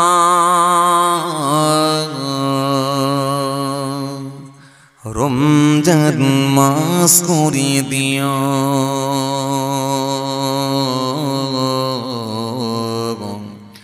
জুম্মার দিন করে দিও আল্লাহুম্মা সাল্লি আলা মাওলানা মুহাম্মদ আওয়াজ করে পড়েন ওয়া আলা আলি সাইয়্যিদিনা মাওলানা আলহামদুলিল্লাহ অনেক সময় আপনারা দিয়েছেন আল্লাহ এই মাহফিলকে কবুল করেন আমরা জোরে বলি আল্লাহুম্মা আমিন আল্লাহ আমাদের সকলকে আল্লাহ নামাজি বানিয়ে দেন রোজাদার বানিয়ে দেন আমরা জোরে বলি আল্লাহুম্মা আমিন আল্লাহ আমাদের সকলকে শোনার থেকে বলার থেকে বেশি বেশি করে আমল করার তৌফিক দেন সকলে বলি আল্লাহুম্মা আমিন মাশাআল্লাহ আলহামদুলিল্লাহ অনেক মানুষের সমাগম তাবারুক আছে তো তাবারুক আছে মাশাআল্লাহ খাবার আছে গোশত আছে মাশাআল্লাহ ও মাশাআল্লাহ গোশত দিয়ে আছে আলহামদুলিল্লাহ যাক তাহলে দারুণ টেস্টফুল খাবার আর খিচুড়ি এমনি আমার খুব পছন্দনীয় খাবার বিশেষ করে বুড়ো লোকেদের জন্য দারুণ টেস্টফুল খাবার ও দেওয়ার আগে চলে যায় আর খাওয়ার আগে হজম হয় কি বলেন আপনারা একটু মজা করে বললাম চাচাদেরকে রাগটাগ করলেন নাকি চাচারা আলহামদুলিল্লাহ এটা আপনাদের ভাতিজা হয় একটা চাচা ভাইপো সম্পর্ক থাকে কি থাকে না এটা ভালোবেসে বললাম আলহামদুলিল্লাহ তাবারুকের ব্যবস্থা করেছেন আমার ভাইরা কোদালিয়া গ্রাম আল্লাহ মাহফিলকে কবুল করেন আমরা জোরে বলি আল্লাহুম্মা আমিন আসেন আবার আগামী বছরে জলসাটা হোক এটা সকলে চান তো নাকি এই রে এবারই গোলমাল কি বলেন জলসা আবার আগামী বছরে হোক, এটা সকলে আমরা চাই তো নাকি? একটু জোরে বলেন না, চাই তো নাকি? যারা চান না হাত তুলুন। দেখছেন সমস্যায় পড়েছি আল্লাহ। এই কচি, তুই এখনো হাত নামাসনি কেন? ও আমার ক্যামেরার ধান্দায় আছে, ও হাত তুলিয়ে রেখেছে, মানে ও একদম মোটেই চাই না। কি যন্ত্রণায় পড়েছি আল্লাহ। যে না আসলে আপনারা বুঝে উঠেছেন, সঙ্গে সঙ্গে নামিয়ে নিয়েছেন, কিন্তু তার মানে চাইছেন বলি হাত তুলতে গেছিলেন। একটু গোলমাল হয়ে গেছে, বুঝতে ভুল হয়েছে, দিদি হয়ে গেছে। যাক মাশাআল্লাহ, খুব ভালো লাগছে। একটু তাকবীর দেন, নারায়ে তাকবীর। একটু জোরে দেন না, নারায়ে তাকবীর। সিলসিলায়ে মুজাদ্দিদুল জামান দাদা পীরের হক সিলসিলা কোদালিয়া গ্রামের বাৎসরিক ইশালে সওয়াব, নারায়ে তাকবীর। আলহামদুলিল্লাহ, আগামী বছর এ মাহফিল হোক, আমরা সকলেই চাই। কেন কোরআনের মাহফিল যেখানে হয় আল্লাহ স্বয়ং তিনি শুনতে পছন্দ করেন। নবীর আলোচনা যেখানে হয় আল্লাহ নিজে শুনতে পছন্দ করেন। তাই কোরআন বলছে ওয়ারাফা'না লাকা যিকরা, হাবিব আপনার জিকির, আপনার আলোচনা আমি আল্লাহ উচ্চ মর্যাদা, উচ্চ আসন দান করেছি। কথা বুঝে আসছে? যাক, সেই নবীকে নিয়ে আলোচনা করছিলাম কিছু সময়, একটা পাহাড়ের আলোচনা করলাম।